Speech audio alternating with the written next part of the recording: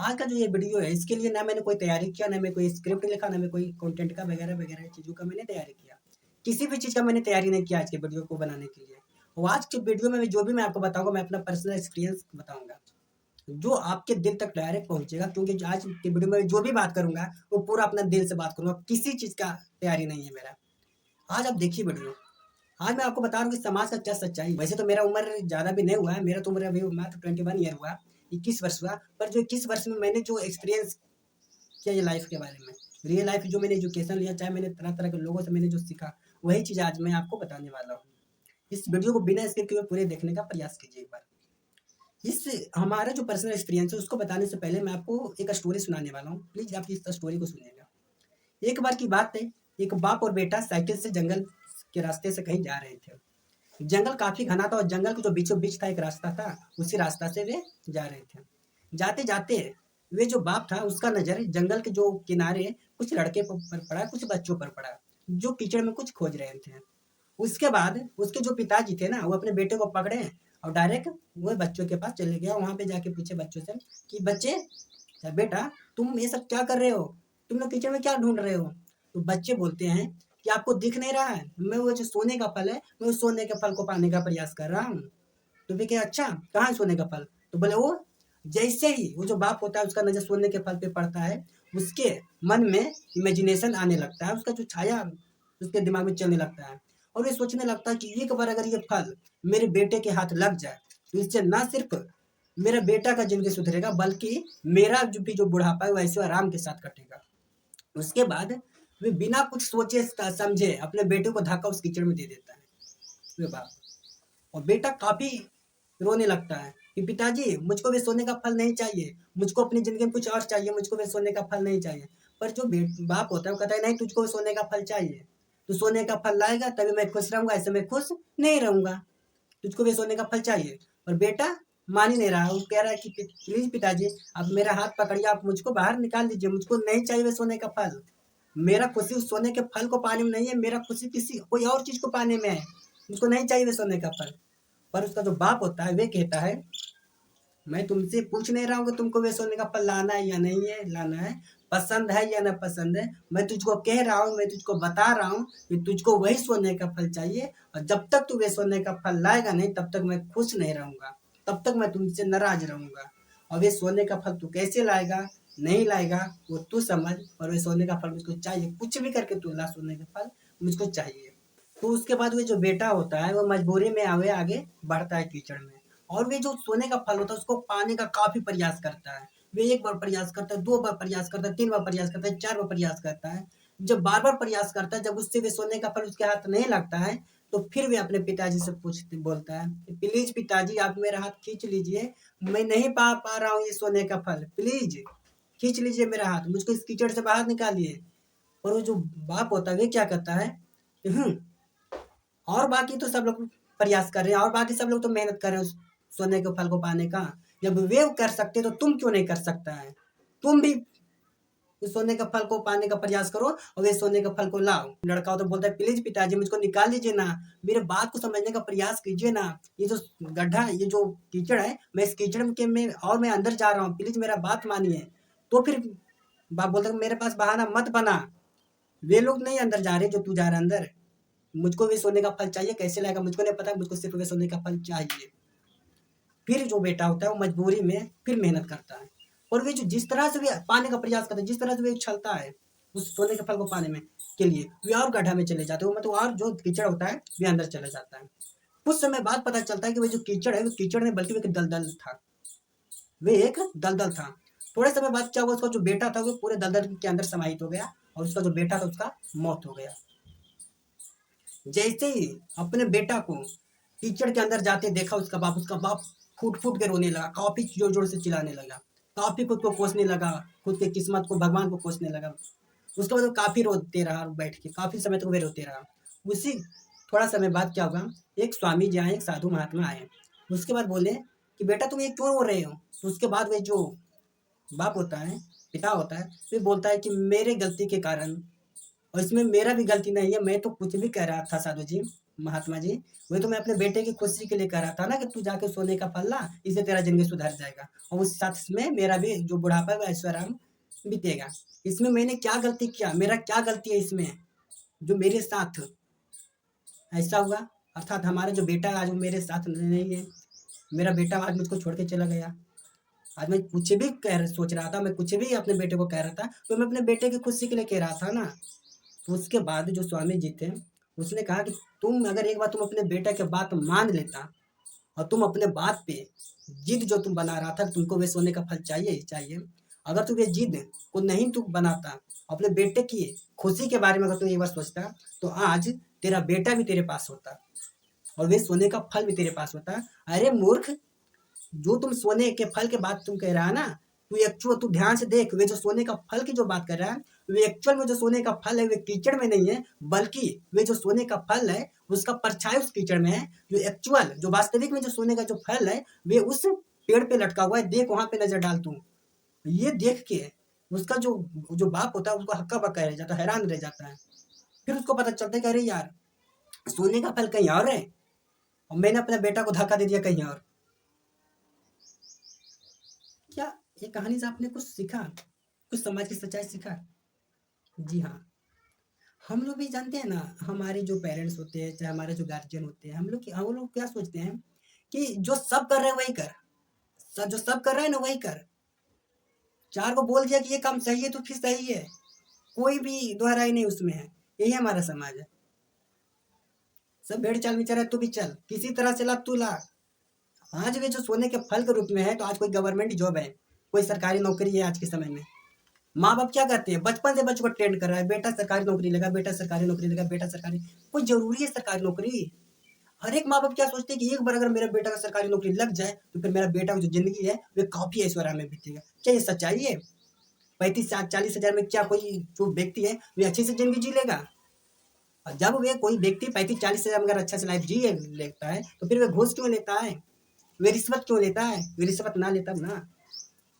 यही हमारा समाज का सच्चाई है। माँ बाप कभी भी जो अपने जो बच्चे होता है उसकी खुशी के बारे में नहीं सोचते हैं, और खुशी के बारे में सोचते हैं कि यही सोचते हैं कि अगर मेरा बेटा एक सरकारी नौकरी लग जाए तो फिर मेरा बेटा खुश रहेगा। मैं उन सभी माँ बाप से कहना चाहता हूँ, आप एक बार थोड़ा सोच के देखें कभी कि आपका जो बेटा है उसका खुशी क्या उसी सरकारी नौकरी में है, क्या उसी जो पर्टिकुलर जो पद उसी को पद को पाने में है? कोई जरूरी थोड़ा है ना। आपका बेटा है, आप समझ सकते हैं, अगर आपका बेटा अगर जीवित रहेगा तो नमक रोटी भी आप खाइएगा आपके बेटे के साथ तो खुश रहिएगा। और लाइफ हमारा जो जिंदगी है, इसका जिंदगी का जो अल्टीमेट गोल है वो है खुश रहना, खुशी खुशी जीना। नहीं कि बड़ा बड़ा बिल्डिंग में रहना, दुख में रहना, ये नहीं है लाइफ का मोटिव। और ये लाइफ का जो एंड गोल है ये है ही नहीं। लाइफ का जो अंतिम गोल है, आप तो माता पिता है, आप लोगों की तो उम्र 40 साल 45 साल 55 साल हो चुका है, आपके पास तो एक्सपीरियंस है, आपके पास तो अनुभव है, आपको भी तो पता है लाइफ का जो अल्टीमेट गोल है वो खुश रहना है। तो आप अपने बेटे को खुश क्यों नहीं रहने देते, आप अपने बच्चे को खुश क्यों नहीं रहने देते? यही हमारा समाज की सच्चाई है। चार लोगों को खुश करने के चक्कर में जो माँ बाप होते हैं ना, वो अपने बेटों के खुशी के अपने बेटा बेटी की खुशी के गला घोट देते हैं। मैं तुम्हारा माँ बाप हूँ, मैं तुझको जो कहूंगा करने के लिए वही करेगा, वही करेगी। मैं जिससे कहूंगा शादी करने के लिए उसी लड़की से तू शादी करेगी करेगा, और जो लड़का से मैं कहूंगा शादी करने के लिए तुम उसी लड़का से शादी करोगे। कोई जरूरी है उसी लड़का से शादी करना? हम्म। और यही हमारा समाज का सच्चाई है। लव मैरिज गलत है, लव मैरिज गलत है, अरेंज मैरिज गलत है। कोई जरूरी है भाई? हम्म। कोई जरूरी है? समाज के अगर चार लोग बोल जाए कि हाँ ये ऐसे लड़का है तो वहां पे शादी करा देगी अपनी बेटी के। पर अगर वही बेटी अगर कह रहे हैं कि हाँ कोई लड़का है और ये सही है, यहाँ पे नहीं करवाएंगे। जो लड़का के बारे में अगर कोई अपनी लड़की बता रही है, अपनी बेटी बता रही, वो बेटी जो उसको अपने 9 महीना कोख में रखा, वही स्त्री जो अपने बेटे को 9 महीना कोख में रखा, उसके बातों पर विश्वास नहीं होगा माँ बाप को कि हाँ हमारी बेटी है वो सही बता रही है, मैं वह लड़कों के बारे में जानता हूँ। कभी भी नहीं सोचेंगे। वे क्या सोचेंगे कि नहीं, वो जो चार को दूरी के जो हमारे जो रिश्तेदार बता रहे हैं, वे जो हमारा टोला पड़ोसी वाला बता रहे कि हाँ लड़का है, इसका बेटा का, इसका बेटी का, उसका वो नाता का, उसका नाता के, ये है वे है, वहां एक लड़का है, उससे रिश्ता जोड़ लेगा। अर्थात जिस लड़की को 9 महीना कोख में रखा, उसकी जो पत्नी होती है, उस पति का जो अर्धांगिनी होता है, अर्धांगिनी मतलब होता है आधा शरीर होता है, समझ रहे हैं ना। जो पत्नी अब जिस लड़की को भाई 9 महीना कोख में रखा, जिस बच्चे को 9 महीना कोख में रखा, माँ बाप को उस बच्चा पर विश्वास नहीं होता, उस बच्चे पर विश्वास नहीं होता है, बल्कि उसका विश्वास होता है हमेशा वही 4 लोगों पे, वही समाज के 4 लोगों पे, वही समाज के 4 लोगों को खुश रखना चाहेंगे माँ बाप, और अपने बेटा बेटी को खुश नहीं। समाज के 4 लोगों को की खुशी के लिए माँ बाप क्या करते हैं, अपने बेटा बेटी का खुशी के गला घोटने के लिए तैयार हो जाते हैं माँ बाप।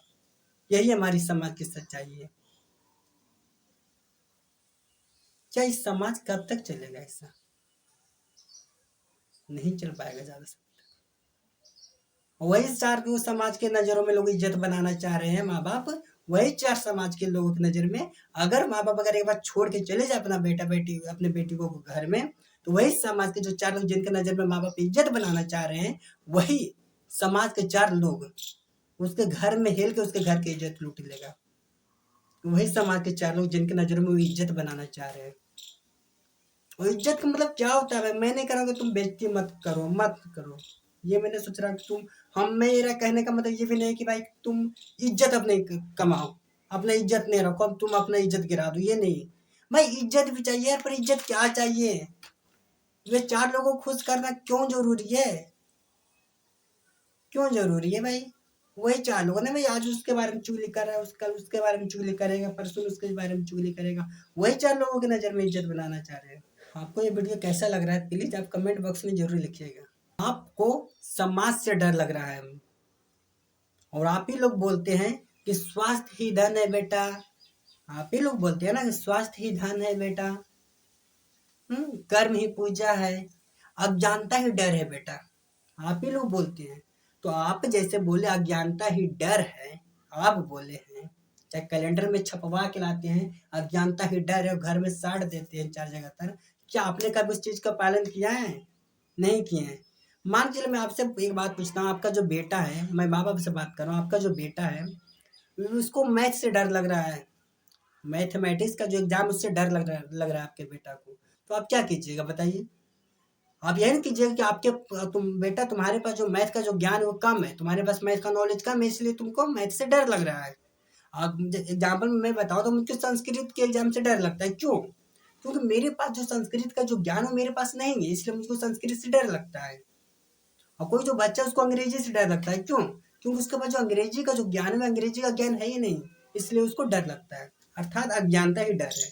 तो माँ बाप को भी समाज से डर लगता है, वो क्या बोलेगा, वो क्या बोलेगा, समाज क्या बोलेगा, तू ऐसे करेगा तो समाज क्या बोलेगा, मैं तुम्हारे पसंद के लड़का से शादी करूँ तो समाज क्या बोलेगा, अगर मैं तुझको ये काम करने का इजाजत दे दूँ तो समाज क्या बोलेगा। अर्थात जो माँ बाप होते हैं ना, माँ बाप को भी डर लगता है समाज से। इसका मतलब जो माता पिता है, वे माता पिता के पास भी सामाजिक ज्ञान नहीं है। जिस तरह से एक बच्चे के पास, मान के चलिए जो बच्चा है कोई, और बच्चा को अंग्रेजी से डर लग रहा है, क्यों? क्योंकि वे बच्चे के पास अंग्रेजी का ज्ञान है ही नहीं। एग्जाम्पल में कोई बच्चे को मैथ से डर नहीं लगता है, क्यों? क्योंकि उसके पास मैथ का पूरा फॉर्मूला याद किए हुए है, पूरा सूत्र उसको मुंह पे याद है, कंठ से पूरा सूत्र, जहां से मैथ दोगे सब बना देगा, उसके पास मैथ का काफी नॉलेज है, एक्स्ट्रा नॉलेज लेके बंदा बैठा हुआ है, तो उसको मैथ से डर नहीं लगेगा, क्यों? क्योंकि उसके पास मैथ का ज्ञान है। अगर उस बच्चे के पास अंग्रेजी का ज्ञान नहीं है, इसलिए उसको डर लग रहा है अंग्रेजी से, अंग्रेजी का कोई कुछ नहीं याद उसको, ये आइंदा का प्रयोग वगैरह वगैरह कुछ नहीं याद है, तो उसको अंग्रेजी के एग्जाम से डर लग रहा है। ठीक उसी तरह से माँ बाप को भी समाज से डर लग रहा है, इसका मतलब माँ बाप के पास जो सोशल नॉलेज है वे नहीं है। माँ बाप को भी ये नहीं लग रहा है कि भाई यही 4 लोगों के नजर को खुश करने में, यही 4 लोगों की नजर में सही बनने में हम 4 लाख लोगों की नजर में कभी सही नहीं बन पाएंगे। लोग क्या करते हैं, माँ बाप को समझिए ना, माँ बाप बदनाम होने से डरते हैं कि हम बदनाम हो जाएंगे। मैं माँ बाप से पूछना चाहता हूँ, भाई आपका नाम कहाँ तक है बताइए, आपका नाम कहाँ तक है? टोला पड़ोसी में 4 गो लोग जानते हैं, 5 गो लोग जानते हैं, 20 गो लोग जानते हैं, ज्यादा ज्यादा तो 100-200 लोग जानते हैं, उससे ज्यादा लोग जानते हैं आपको। और आपको बदनाम कौन करेगा? वही बेरोजगारिया लोग करेगा जो जिसको कुछ काम धाम नहीं है। वही आपको बदनाम करेगा। और बाकी जिसके पास जो काम है, कुछ करना है उसको लाइफ में, वो आपको बदनाम थोड़े करेगा ना। वो तो अपना लाइफ को सही बनाने में वो कुछ करेगा, वो कुछ क्रिएट करना चाहेगा, नहीं कि आपको बदनाम करेगा कोई। समझ गए ना? इसलिए आप अपने बेटा को, बेटी को खुशी के लिए सोचें। और एक बात आपको भी बता देता हूँ, हम जो लड़का है ना, हम जो लड़की है ना, कोई भी जो लड़की है, हम बच्चे जो है, माँ बाप की खुशी के लिए बहुत सोचते हैं।